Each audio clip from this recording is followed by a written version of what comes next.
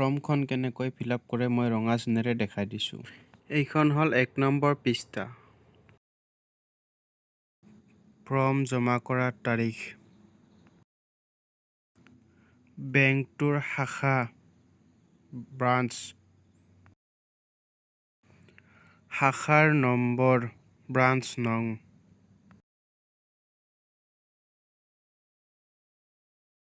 নতুন একাউণ্ট হ'লে নিউ টিক চিন দিব,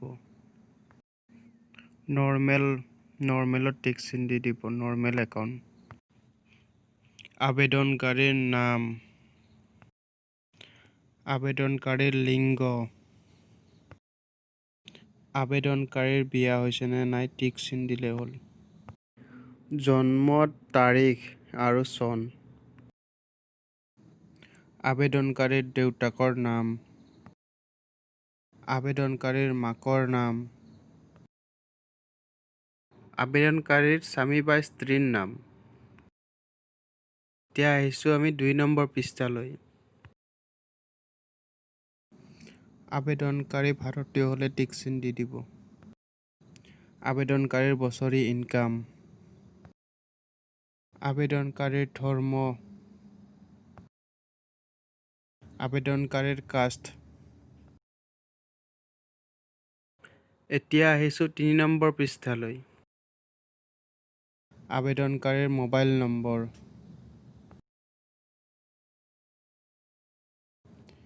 ইমেইল আইডি, আবেদনকাৰীয়ে কি ডকুমেণ্টছ দিয়ে, আবেদনকাৰীৰ address, village, post office, PS, আবেদনকাৰীৰ চহী। এতিয়া আহিছোঁ 4 নম্বৰ পৃষ্ঠালৈ। আবেদনকাৰীৰ ডকুমেণ্টছ নম্বৰ, আবেদনকাৰীৰ চহী, আবেদনকাৰীৰ ফটো, ঠাই আৰু তাৰিখ। এইখন হ'ল 5 নম্বৰ পৃষ্ঠা। আবেদনকাৰীয়ে কেনেকুৱা ধৰণৰ একাউণ্ট বনাব। ATM লাগিলে টিক চিন দিব। এতিয়া আহিছোঁ 6 নম্বৰ পৃষ্ঠালৈ।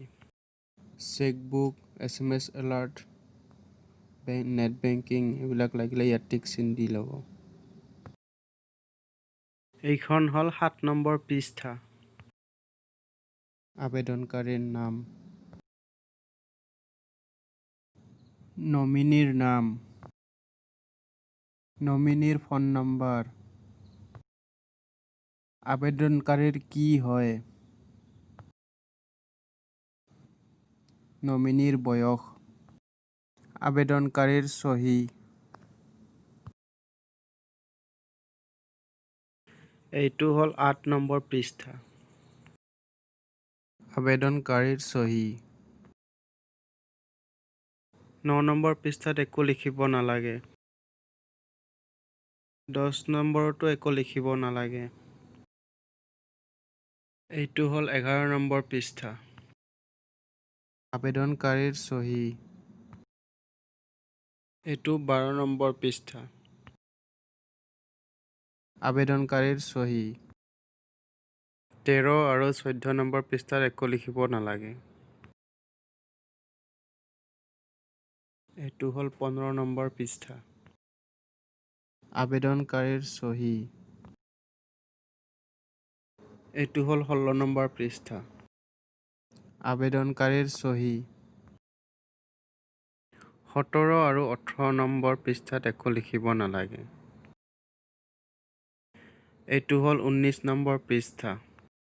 আবেদনকাৰীৰ চহী।